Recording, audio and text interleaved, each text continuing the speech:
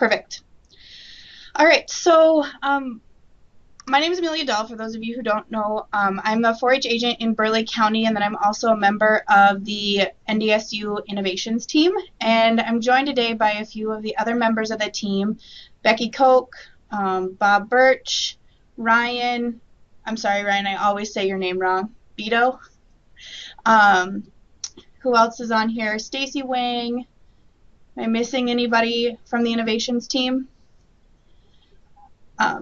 Well, thank you all for being here. I'm sorry for the short notice on this. This is something that had come up in our innovation team meeting just last week, and we wanted to kind of have a discussion with you guys before the new year, maybe in hopes of making innovation one of your New Year's resolutions as we move forward. Oh yeah, Dina. Sorry I missed you, Dina. But innovation is one of those words we've heard a lot lately in Extension, and it's kind of one of those buzzwords that we hear a lot and don't necessarily know what it means and what it entails. So we're just going to have an open discussion today, and please feel free to unmute your mics or enter questions or comments into the chat box, and we'll try to catch those too. So before we get started, as I was kind of getting ready for this, I, of course, Googled what innovation is, and it's a really bad definition. It says the action or process of innovating. And when I was taught about definitions, I was always told you couldn't describe something using the word. And so synonyms include change, alteration, revolution, upheaval, transformation, metamorphosis, breakthrough. So all things that we in Extension are doing, maybe with our programs or as we come up with new programs. So I'm going to kind of pick on a few of the innovation team in the room and just kind of tell us what innovation means to you and how in an extension you feel you're an innovative person. Bob, since your camera's on, you want to go first? Sure.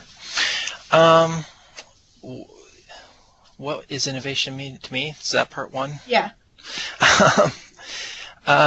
Well, we've thought a lot about this with the group with Extension, and Amelia's newly kind of minted into that group as well as part of the. I'm sure you'll talk later about Designathon and things like that. But the EdTech Learning Network team, led by Jamie Sager and Paul Hill, have really spearheaded an effort to talk about innovation in cooperative extension, and they were part of what did they call it? Task force. There we go, an innovation task force in 2016. And the definition they use is innovation is the process of improving, adapting, developing, or creating a new product, system, service, or process, large or small, to deliver better results, create value for people, or move an organization forward. And so I like to focus on the last part of those of that definition: deliver better results, create value for people, and move an organization forward. So that's what it means to me. And Amelia, can you remind me of the second part of the question? How do you work innovation into your work with Extension? So are you looking for concrete examples, or? However you interpret the question. Innovative with your answer, Bob.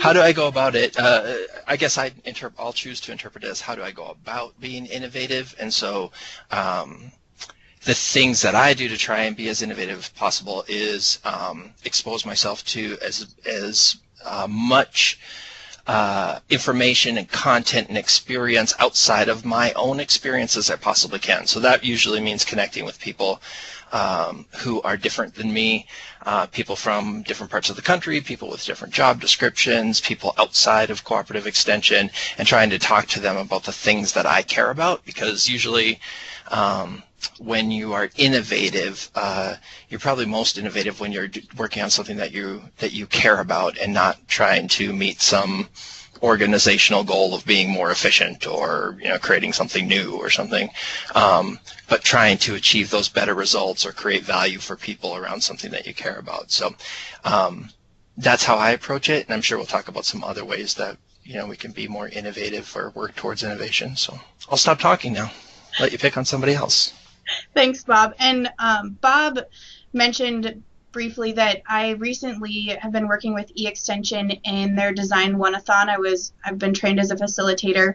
If you receive the E-Extension newsletters, you've probably seen some information about those Design One-a-thons. And they're an opportunity to go and learn the Adobe Kickbox process of innovation, which for those that don't know what that is, it's a 5-step process that Adobe actually started using to help their people become more innovative in what they're doing and to think outside the box.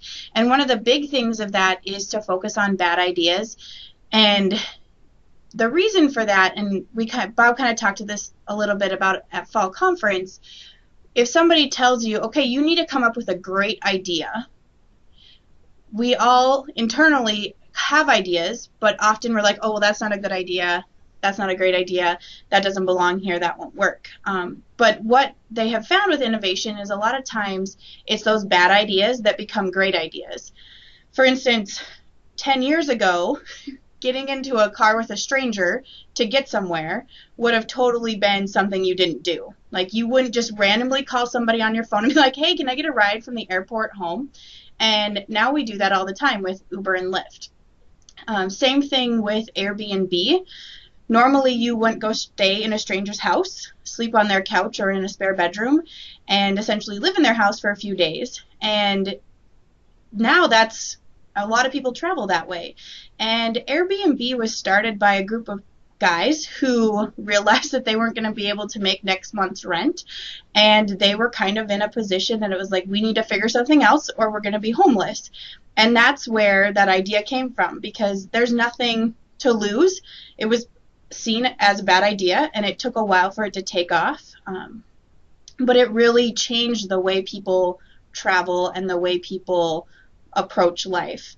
And Bob, you also mentioned in yours, like, the way you innovate is to network with people and to connect others together.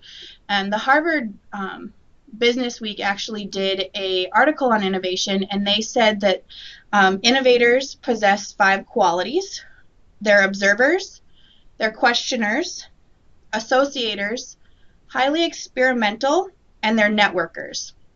And so those are the qualities that innovators have. As humans, we have all of those things, but we may be stronger in one of those areas rather than others. And so I'm going to give you guys like 2 or 3 minutes, and I want you to think what area you best fit in and why. And then there's going to be some audience participation. I'll put those in the chat box for those who didn't catch them. But they are observers, questioners, associators, highly experimental, and networks. So which one of those do you feel like you best fit into, and how do you do that in your work with Extension? So we'll give you just a few minutes here.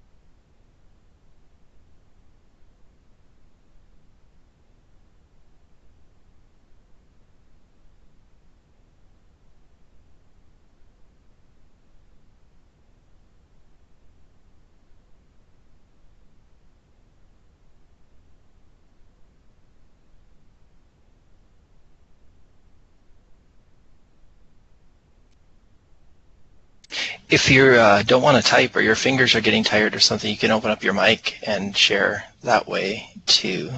Welcome to do that. Yeah, so that was 2 minutes. Thanks, Bob. And please do open up your mics. It's a lot more engaging if we are talking rather than typing. Acacia said, networking. I do this every single day working in Extension, right? We can't do our jobs in Extension without creating those networks. Carrie Knutson, questioning, highly experimental, always asking why and trying new things or ideas to see if they will help a program or reach an audience.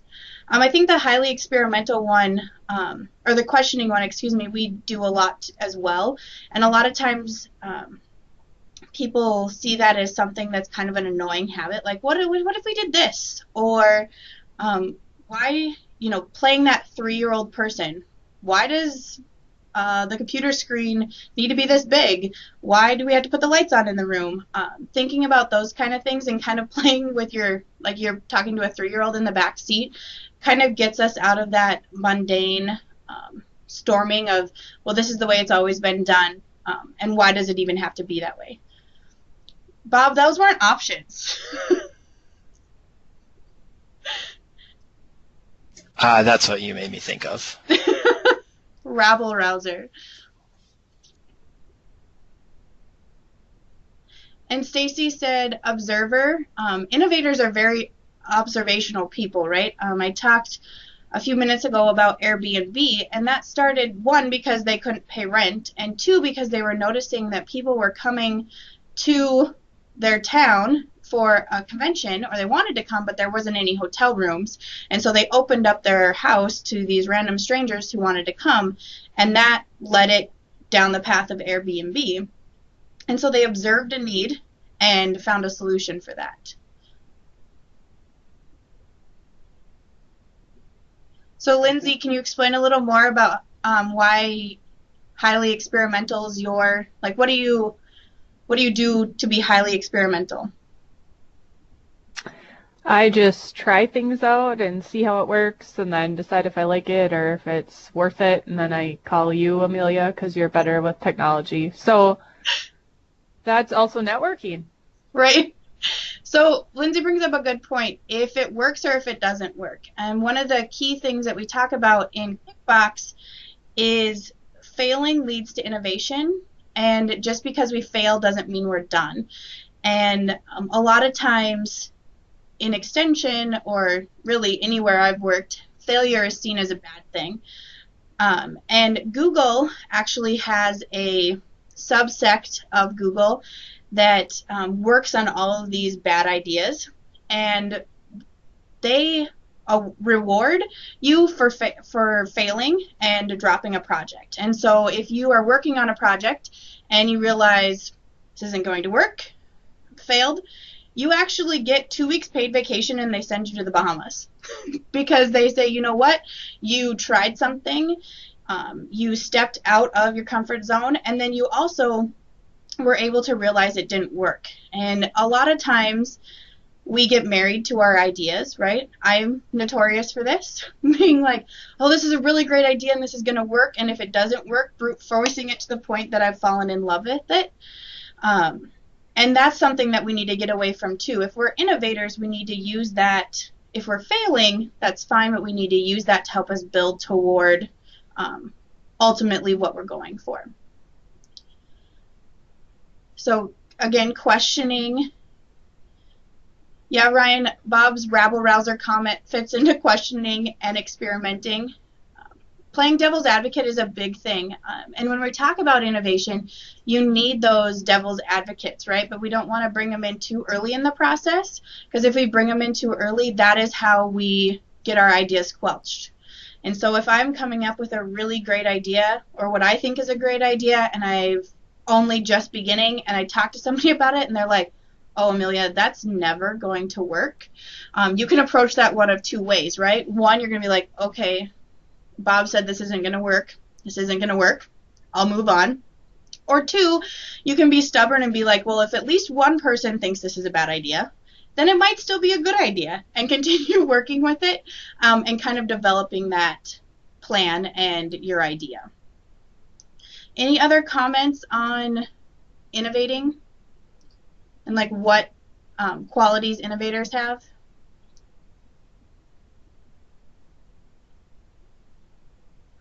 So this all sounds great on paper, right?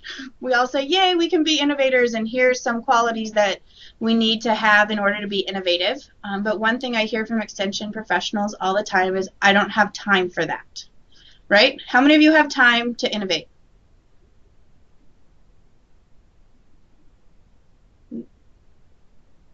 Nobody?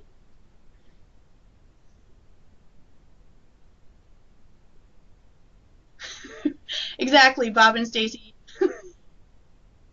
You can do it if I can do it on the fly. Time on the road. Time on the road's a great time to innovate. Or does anybody ever come up with really bad ideas when they're in the shower? Right? And the reason we come up with bad ideas or ideas that we're like, oh yeah, I need to send so-and-so an email, in the shower, there's not all these outside distractions, right? Procrastination also forces innovation. That's very true, Ryan.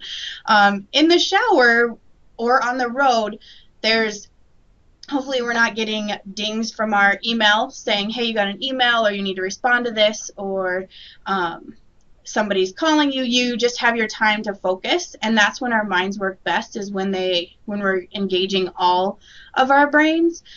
A lot of research has been done on the brain, and all of us have probably seen, if you're this side of the brain, you're analytical, you're black and white, and if you're this side of the brain, you're creative, and there's rainbows and butterflies everywhere. Innovators need to have both sets of your brain, and the more and more research is being done into brain development, they're actually saying you're not right-brained or left-brained. You may be stronger in one of those areas, but you still need both areas to function. So Bob and Stacy both said it, making time to innovate. And sometimes that can be a challenge, but ultimately, if we make time to innovate, then we come out better in the long run. So Stacy, I'm going to pick on you. How do you make time to innovate? I actually set aside time on my calendar just randomly throughout the week. So Friday afternoons are usually time that I set aside for myself to check into things that I'm interested in. So maybe a social media webinar or something like that I will go and check out, or some sort of tool that I'm on my list to look at. So schedule it out. And that's a big thing, right? We're all really good at scheduling ourselves into meetings, but making sure we're taking time for that kind of thing as well will only increase our end product. Bob, how about you? When you make time, what does that mean to you? Similar to Stacy, so blocking time off. I've shared with people before a lot of times, like, I'm an early riser and my family's not, so like 5 to 7 a.m. is a great time for for me to do that, because I can kind of get away from things as long as I don't open my email, which is going to kill innovation right away. We mentioned networking before, so I'm a big networker, so I like to create collaborative spaces for innovation. And so, like, recently, a conference that I presented at last year did a call for proposals, and instead of just writing my proposal and getting it in, I invited a bunch of people into a virtual meeting and said, do you want to work on something together or not? Or do you want to talk about what we're going to work on separately? Or what, just get people together to take time to do that, which, I know Paul Hill says this, and I'm sure I've repeated it before, is that efficiency is the enemy of innovation, because I feel guilty, opening up that space, because sometimes we don't accomplish anything, and why did we have a meeting? We don't have an agenda, and we didn't accomplish anything. What was the outcome, and all the stuff that you get caught up in efficiency. But if we focused on that, we would never create the space to actually be innovative and creative. So. Great, thanks, Bob. Anybody else who makes time for innovation? How do you do that? Or who thinks that there's no way I could possibly block out time? And please be honest, there's no judging here. Okay, I'm just going to admit that when I get an idea or think that something should be done, I kind of put everything else aside, and that's what I do. I figure it out. And it might mean my real work has to be done later, but if I'm going to learn something, I'm going to learn it right when I need to. So you're kind of like Michelle, and maybe I'm misinterpreting your statement, Michelle, but doing it on the fly. Like, oh, I have 15 minutes and I need to know about this new thing, so I'm going to do it. That's how I am, exactly. Yeah, I mean, I don't even think about it. I just do. I got to learn it. I got to learn it right now. Okay. So, Dina, kind of building on that, if you have, so do you ever set aside time just to kind of sit, maybe throw a bouncy ball against the wall, go for a walk, and think about what you have going on and maybe creative ways to fix that? Maybe not necessarily learning something new, but coming up with a new idea or approach to something? No, I'm not good at setting aside time and bouncing a ball on a wall and then thinking of something. It happens while I'm in process. Okay. It has to be that way. If I would sit and try to intentionally think of something, I wouldn't be able to think of a thing. Okay. One of the things that we do in Kickbox training is we have a brainstorming or brain dump session, and they give you a big stack of sticky notes and they say, come up with as many bad ideas as you can. So similar to we did at fall conference, come up with these bad ideas and just, rip off the sticky note. And there's a good feeling, I don't know about you guys, but there's something good about like writing it down and ripping it off and sticking it on, there's that completionist part of you, like, oh, well, I wrote it down, maybe a bad idea, but it's there, it's written down. One of the things that a lot of people encourage when you're talking about innovation is to carry a notebook for bad ideas around. So whether that is, and I don't have my bad idea notebook here, but just get a little notebook that you can put in your purse, in your briefcase, in your computer bag. That's Amelia's bad idea notebook. And so at 3 a.m., like Acacia said, when you think of a good idea, you can jot it down in there.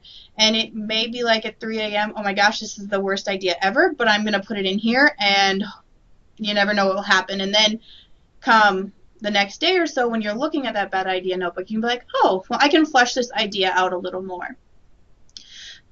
When we are kind of like when Dina said, you're not somebody who sits and bounces a bouncy ball off a wall and comes up with an idea. You need to be doing something, right? You need to be in the process of doing that, and that's okay. And that's why it's important to have that brain dump or that bad idea notebook or a page where you write all your silly ideas down so that you're not distracted from, oh, I'm working on this project, squirrel. Because, Dina, not all of us are cool and have a squirrel in our office, just saying. So anybody else? Becky, do you make time for innovation? I'm picking on you because you're on the innovations team.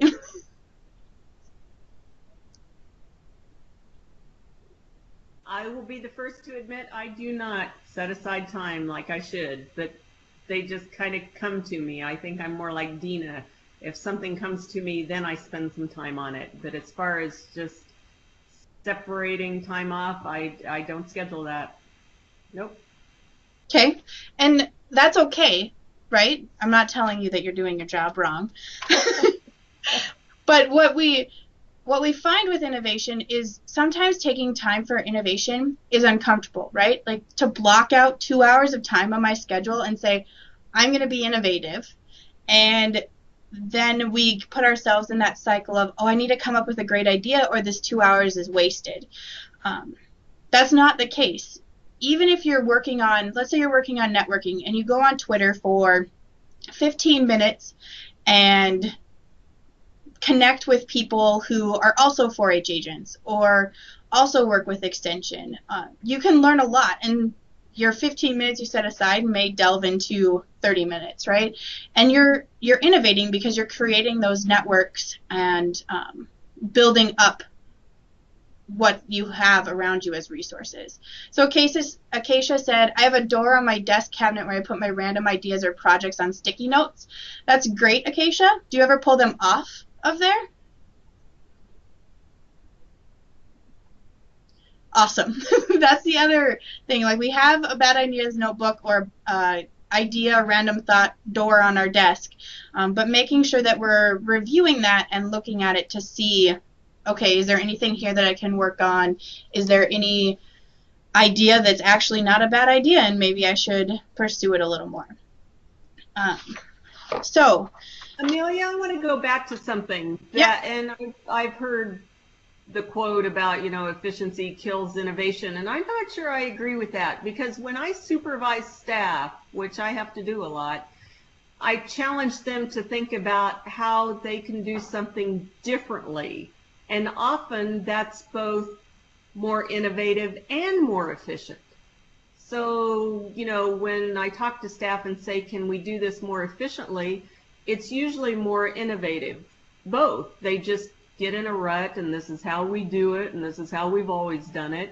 But if you challenge them, and some of the staff respond better to the word, how can we do this more innovatively, and others respond better to how can we do this more efficiently. Whichever word we use, challenge them to think differently is, I think, the important part. I agree, but on the same token, do you think it would work if you pulled all of your staff into a meeting and said, okay, guys, we have to become more efficient with this and we can't leave this room until this is solved?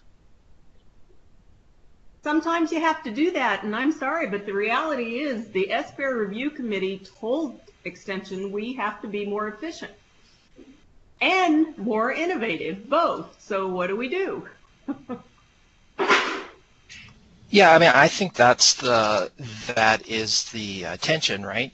I think it's different, Becky, than saying, like, you could challenge someone to be innovative around the idea of making the organization more efficient or doing something more efficiently. I guess usually what we mean when we're talking about efficiency is the enemy of innovation is, like, if you're striving all the time to make sure every second is a productive second, then you never let your mind dedicate itself, be open enough to actually come up with bad ideas, because you're so concerned about what's the return on investment of this meeting, what's the ROI of me looking at Twitter or whatever.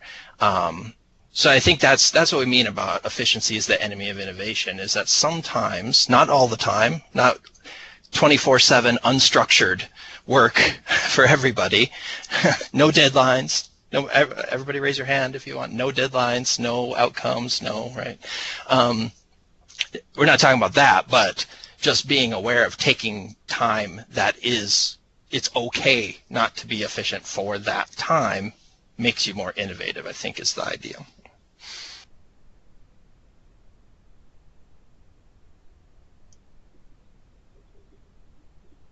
Michelle, I think that's a great point. Getting away from your work, like Bob said, making sure not every single minute of every single day is scheduled out.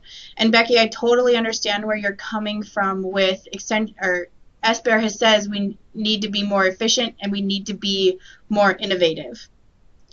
So I came across this article this weekend about innovation, and if everyone wants to just take a quick second and open that, at the very top of it is a kind of an infographic of what this author sees as 6 different models of innovation, and kind of presenting the question of what model does your company fit in, and what kind of innovators does your company encourage there to be. And as you look at the list, I want you to just think, where do you think Extension fits in that? Are we creators? Are we solution builders, leveragers, expanders, defenders, or fast followers? So where does Extension fit in? Because I think that answers a lot of your question, Becky, of, we need to be more innovative and we need to be more efficient. Because when I look at these models, I read them like, oh, yep, Extension does that. Oh, yep, Extension does that.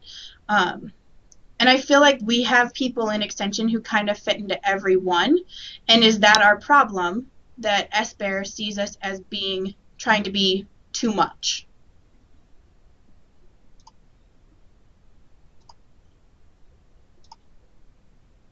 Thanks, Ryan.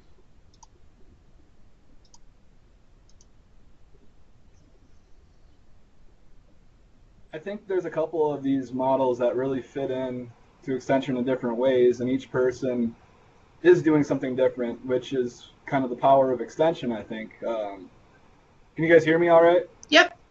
All right. Two that really caught my eye were, I guess, the fast follower is one way that we try to stay innovative along with industry. But I guess another one that really fits us well is solution builders. But I guess that's not on. Yeah, there it is. Because we are listening to the people and we're trying to help them solve their issues. But I think since each person is doing something differently, part of each one of these fits into all of extension. So it's, I guess, where do we need to fit on this model is probably another good question. And I think, Ryan, that is a good question. Where do we see extension fitting now? And is it the same place that extension will be in 20 years?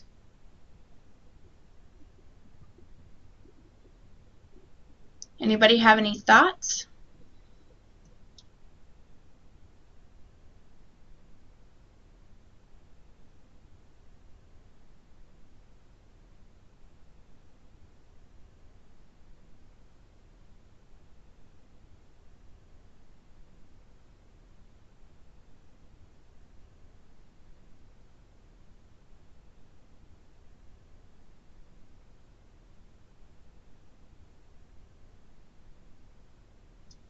I guess one other thing I noticed is that they say that creator model is kind of risky.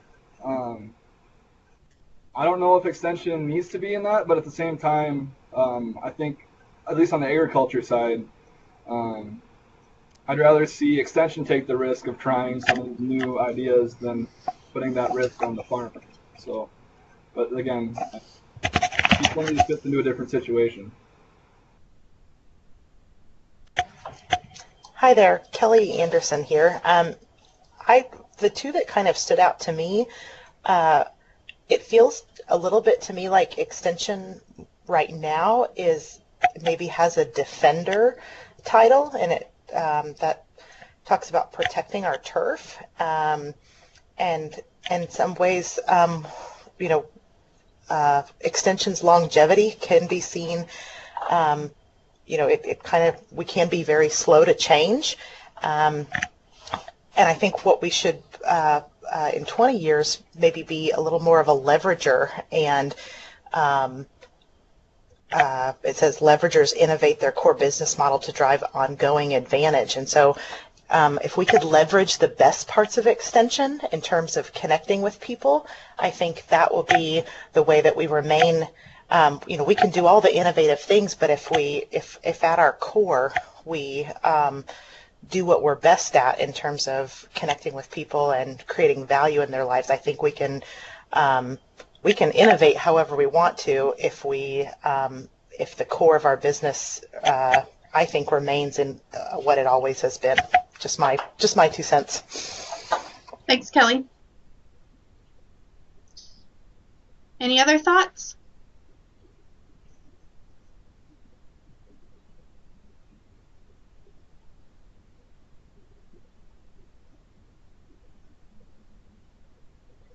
Everybody afraid to talk today? I think, Kelly, you bring up something I totally agree with. With extension right now, I feel is defending, right? We're trying to protect our turf, and we don't, we're kind of in that model of we've done this way for so long, and I don't want to let go. And I think one of our strongest parts of extension is doing what we do and doing it so well. So Michelle, can you expand a little more on why don't you see extension as creators or fast followers? And if you don't see us that way, do you feel like we need to be in those areas? Well, I guess I look at that and think, when you look at Apple, or I don't think we're necessarily out on the forefront and creating big ideas and just doing few programs. We tend to spread ourselves really thin And I feel like when we have less money and Chris is saying we need to do less better, that we could work harder at doing that. There are some programs we have maybe that are really great and we should be doing more of that, but we really have a hard time sunsetting anything. I totally agree. Extensions really, it's tough for us to sunset a program, right? Especially if we've seen it kind of grow and mature. And a lot of time, I think a lot of that goes back to we don't want to be seen as failures. We don't like to fail, and I think a lot of that goes back to our culture in extension is if we fail, we're going to be looked down on, right? We don't really have the culture that if I do something and it totally doesn't work, Chris isn't going to send me on a Bahamas vacation. I mean, I wish he would. Even if I do something well, he could send me to the Bahamas. But we don't really have that culture in extension.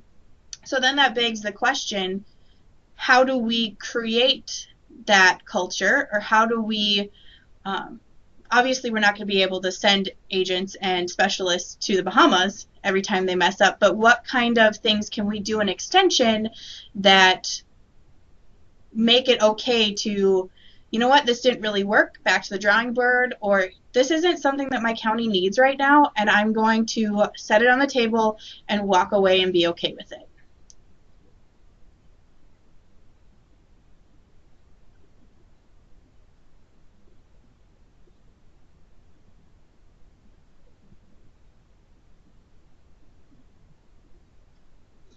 So you guys are super chatty today. I guess a smaller question, what would make you personally more okay with failing?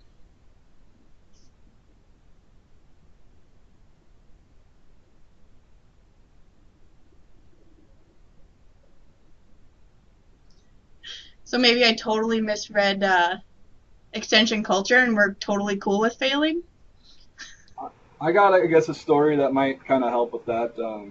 So I had some soybean plots this year, and with the drought and all kinds of stuff, they completely failed, right? And I felt pretty bad about it, right? Because I put all this work into this trial, but then it just didn't work out. But after talking to several other extension agronomists and research agronomists, and basically finding out that, hey, things don't always work out. I've failed. Just hearing that other people have failed helps out quite a bit with dealing with things like that, I guess.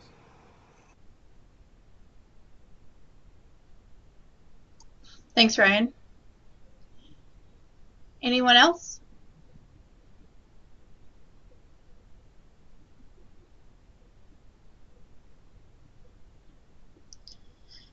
So one kind of last thing I kind of want to leave you with, when I was at my Design One-a-thon facilitator training, they were talking about what is Extension's product, right? And a lot of these articles we read, about innovation and about thinking outside the box,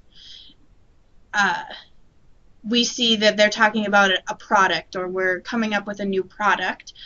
There was kind of two camps in the discussion I had. That was people are our products, that change, that lasting impact are our products, or our products are our programs. So where do you guys see, what do you feel like Extension's product is?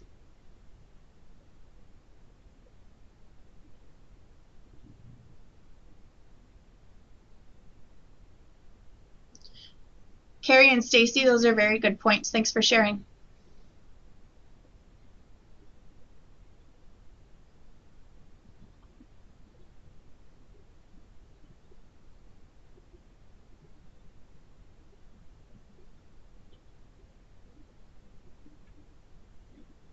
And maybe you don't see Extension's product being people or programs, so what do you see as our product? Changing lives? So Ryan, would you say that our product is people because we're changing people's lives, or our product is a program because those programs are changing people's lives? I was just reading off of the website. But I guess the programs have the ability, I guess, I guess our programs are like a commodity. So the programs would be our product, right? And then we're trying to get our consumers to take our product in a way that helps make their lives better, right? Okay. Bob, thanks for the plug for the Innovation Facebook group. I think that's an excellent place to share failures or talk about failures. Or maybe put your bad ideas there. Maybe somebody else will think it's a good idea. So Carrie says she considers her product to be research as the specialist. Andrea, I totally agree with that. If you don't fail sometimes, you're not trying hard enough. And that goes back to when you have those ideas, be them bad ideas, good ideas, when you talk to somebody about it, if there's not a twinge of look on their face like, this is mildly crazy, maybe you haven't pushed the bounds enough. I agree, Stacy, we can't play it safe all the time. Except when you're wearing your seatbelt and your helmet, right? Sue, I agree. Failures many times open up doors to better things, and a lot of that is how we fail, right? So if we fail and we try and keep that failure to us, and oh my gosh, I hope nobody ever hears about this failure. I don't want this. I mean, we don't want people to know about it. I'm just going to kind of shove this on the shelf, and we're never going to talk about it again. You're missing out on that networking piece of innovation, where if I fail and I'm like, guys, fully admit I did this, it didn't work. Kelly may pop on and be like, well, Amelia, what if you did this? Or Ryan be like, how about you tried this? Or did you look at this? It's that networking that creates the ideas. Any other thoughts from anybody?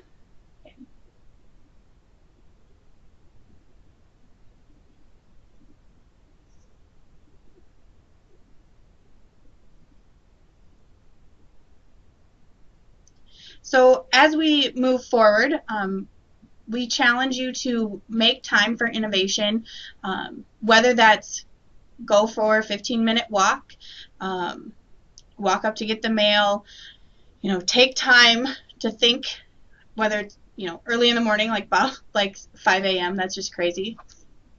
But, whatever works for you. Take time to think and to be creative, and then also take time to realize it's okay to fail and to be okay with that. And then I'm going to do a little plug here for the Design One-a-thon events. You guys have probably seen those coming out. I don't have all the information about hotels and everything like that, registration, but when I get it, I will certainly share it with everybody, as I hope anyone else does if they receive it before I do. But it's a really great opportunity. The Design One-a-thons started a while ago, and actually Mary Berg, she was on here, I don't know if she's still on here, went to a Design One-a-thon or a Design One event and ended up collaborating with several other people. Stacy, you were one of them on the KCCC program, right? Yep. And my understanding is that kind of came out of a Design-a-thon event? Sure, I can't speak to that part. Okay. I was more brought in on the tail end, so. Okay. But yeah. But that's an example of something that can come out of these design events. And so these Design One-a-thon events are for you to learn the process of Kickbox and the process of innovating. And then there is an opportunity to kind of move along and go to a Design Two-a-thon in specific areas, those program areas that they're working on. Mental health or behavioral health, diversity, and food systems. But even if you don't have a program or idea that fits into those, you're encouraged to go to these Design-a-thon events to learn the process of Adobe Kickbox. So I have been posting in the Facebook page, our innovation Facebook page, the stuff that I have been receiving, so make sure you join. Thanks, Bob. There's the latest from Extension. Make sure you join that Facebook innovation group if you're interested in innovation or if you just want a place to kind of dump your ideas and your failures.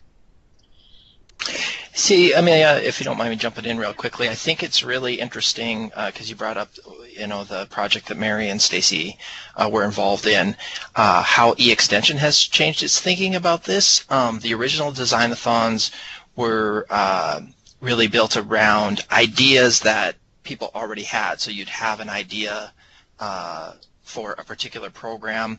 There were certain requirements about collaborating and things like that, but you'd have an idea. Then they'd send you to a design-a-thon to actually design the program. And I haven't been in the conversations about how things have changed, but I think using the Kickbox process sort of starts to get more in touch with how we really do innovation. The problem with coming up with an idea and then going and designing it is that we naturally, as humans, we like to decide and defend. So we've come up with an idea, and now when we go to talk about it, we put all of our mental energy into defending it. And so the Kickbox approach changes that a little bit, and sort of puts the ideation as part of a process rather than coming up with this idea, presenting it to E-Extension, then going to design around it. They're actually going to do the design sort of first. So I think that's really a positive step, and I think it teaches us stuff about how we do things, that, once you have come up with an idea, this is not a judgment on how we do our work or us as people. It is human that once you have decided something, you put all your mental energy into defending it. And there's positive things about that, right? It increases our resolve, so we're not always revisiting, our decisions all the time. But there can be negative things too, in terms of maybe we're not really thinking about this in an innovative way because we're too busy defending our decisions. So. Thanks, Bob. Any other final comments from anybody? Ryan put his the definition. Thanks, Ryan. So yeah, we want to continue the tech coffee breaks. Do you guys like these kind of discussions? This is the second one we've had. The first one was on learning, and Bob led that one. And then, are there other things that you want to see the innovation team do? And if you don't have any ideas here, feel free to send them to us. Bob, Ryan, Katie Wirt, Carrie. There's a bunch of us. We have our own. Here's the list of everybody who's on the innovations team. And reach out to one of us. Let us know if you think that we're totally crazy or maybe something's working. And thanks for coming. Or both, yeah. We might be crazy and it could still be working. So Michelle, what do you mean by problems with small successes? It's kind of what Bob was saying. I think we have programs that we fall in love with. We think they're great. We do them in the schools or wherever. But even though we have impact reports on them, our legislators don't know about them. Maybe they don't value them. Maybe the public doesn't value it, but we think they're great. And I don't know if we've actually really looked at, is this where we should be putting our time and effort? Great. Thank you. All right. Well, if nobody has anything else, thank you for coming, and have a great holiday season, and we'll see you next year. Bye, everyone.